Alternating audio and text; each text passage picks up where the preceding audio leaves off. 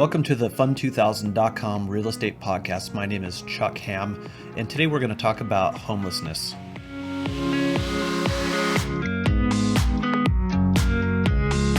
Over the past few years, homelessness has been on our mind because if you're in an area like ours, we can see more and more homeless people out on the streets and struggling to find a place to live or a place to just be. But also we work in real estate and in areas where both, one, we see a lot of unsheltered people, and two, we see the problem with housing affordability getting worse. Over the past few years, I've been amazed and surprised at the people I've been able to help get a condo or a home with special programs and incentives, even offering my own commissions to help them just close the deal. Sometimes during those discussions, I hear how they might end up on the streets if they can't find a place to purchase. That's partly because the rental market has been out of control, along with the housing inventory issue on the sales side. So there are real problems out there, and homelessness is one of the results of the housing affordability crisis. I grew up in Oxnard, California, and that's where my office is.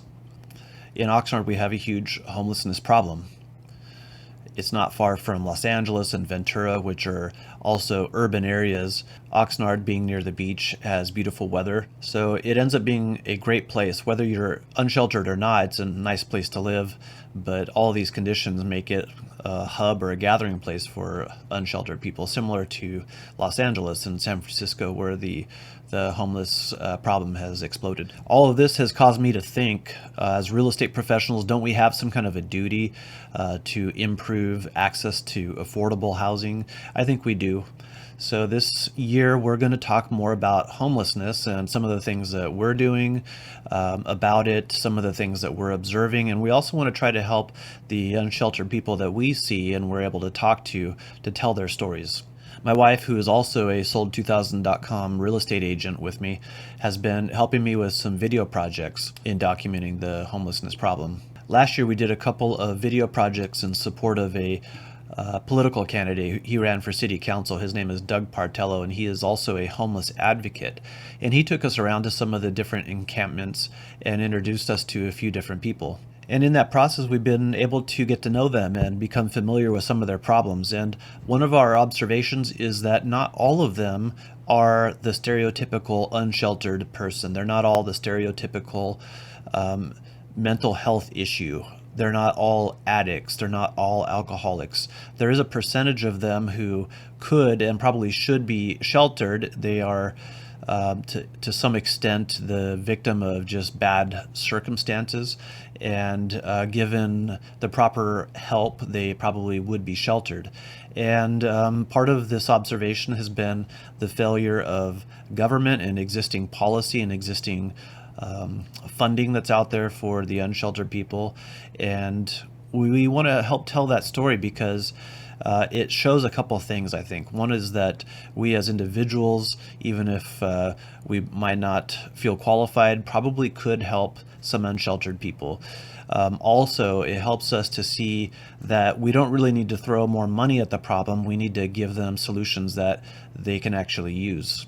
Mental health aside, as a community and as voters and as residents in the areas where we live, we don't seem to be able to wrap our heads around the problem or the solution of homelessness. We also have to acknowledge as a community, as voters and residents in the areas where we live, that the policies and representatives we are choosing are not improving the problem.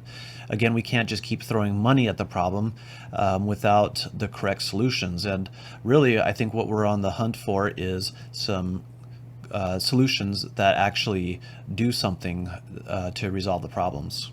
Some of the policy problems that have contributed to decreased housing affordability have to do, for example, with increased interest rates or limited housing inventory, whether it's on the rental side or the sales side of the real estate market.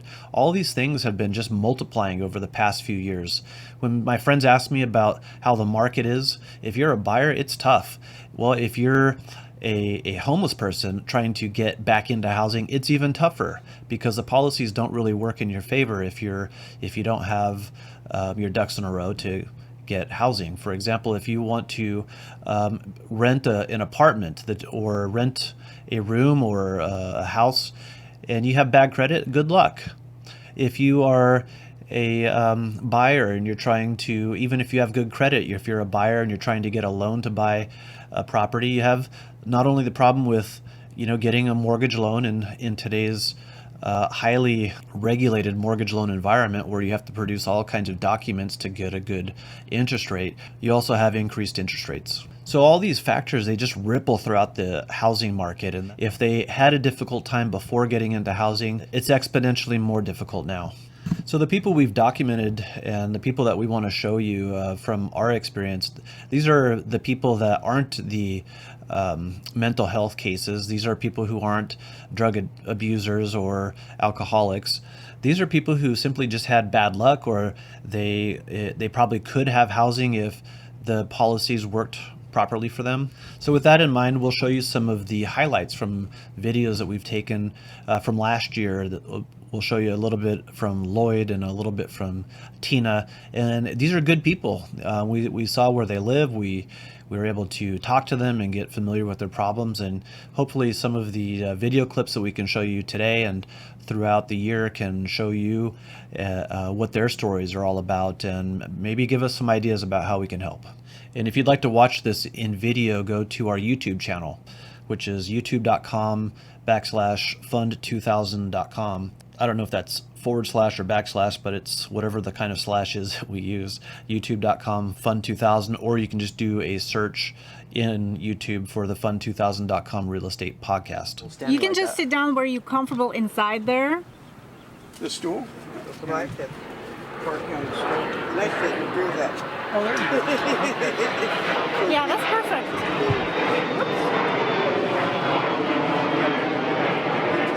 Very nice. It's a bit frozen away, you know? It's just black and white. This is just Okay, so now I will do the interview. Okay. Okay, you guys ready? Yeah. I'm ready too. So we're here at Tina's house, and Tina and I have known each other for a couple years now. Tina was formerly out at the Halico encampment, but they did the eviction out there, and now Tina is just struggling to find another place, and she's found a place here to stay temporarily. 2 years. 2 years now. So you've been here at this encampment for 2 years, and how long have you been unsheltered? Over 20 years. I've lost count. Over 20 years. Yeah. So in that 20 years, do you feel like there's been adequate resources to help you to get housing? No. Okay. So what are some of the roadblocks and issues that you've come across in that 20 years to try to establish housing for yourself? Oh, about over 15 years ago, maybe a little longer, I was on the list for housing. Okay. And it was very disappointing. I had a P.O. box, but I didn't have an actual physical address.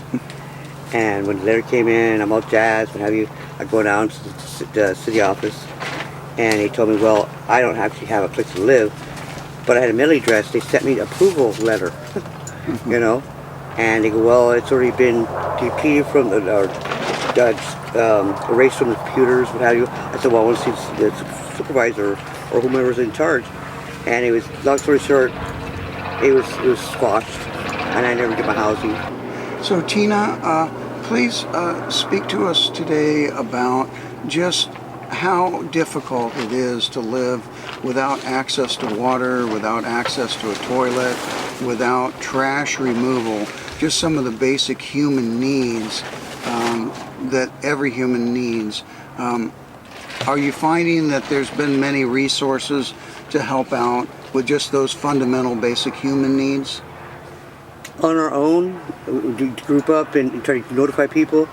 They kind of shine us on, you know, they don't really help us. You know, I noticed on the radio, guys from morning news every morning, local news, and where it's actually their fault, city's fault, Victoria County's fault, that the homeless has gotten this bad. You know, they realize that, you know. But it becomes a way of life, and you know, I love a place to live. Sorry about that. But I don't know if I'd be able to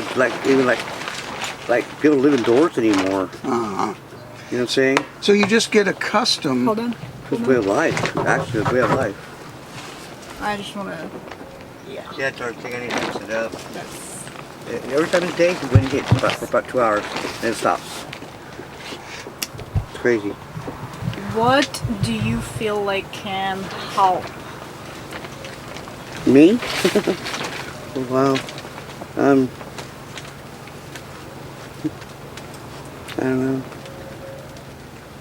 Well, let me ask you this. I'm in Tina. the last chapter of my life.